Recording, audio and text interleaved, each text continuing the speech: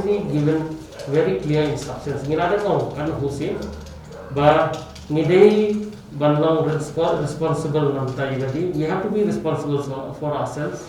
Ngidei ban fikir, but ngidei ban kit kia. Nala benta la gajong kamet.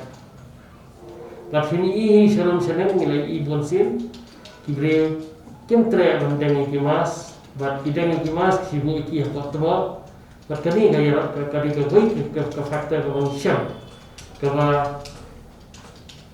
buon yo ya uni uknyang Jepang because of non-following of protocol strictly, wherein we have already stated, we have already asked all the people to believe that one is positive with asymptomatic features and one should take care.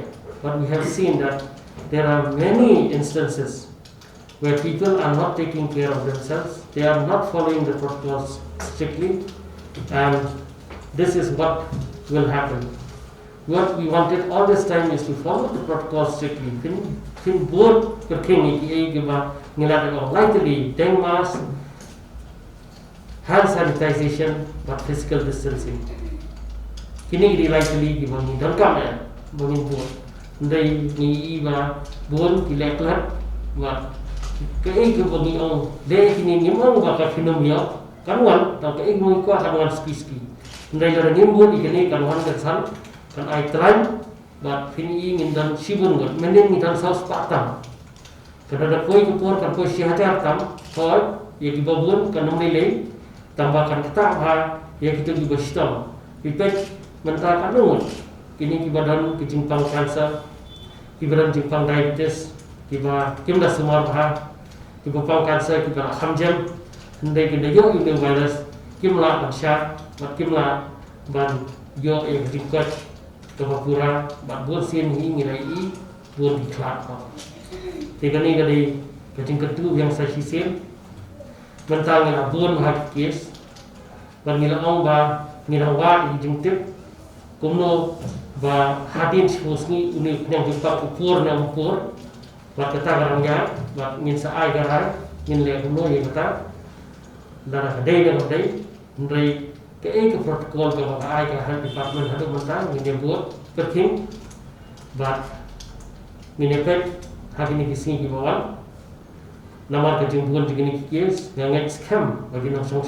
I firmly believe that our citizens now know the seriousness of the situation now. Tibet ya kejing bambah jog puan mentang. But of good working, ya key protocols, key bangila ain ko department, that all will follow the protocols strictly.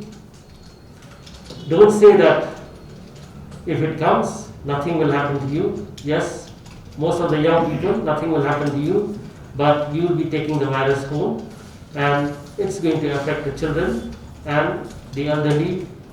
Most likely also the people with comorbidities. So take care.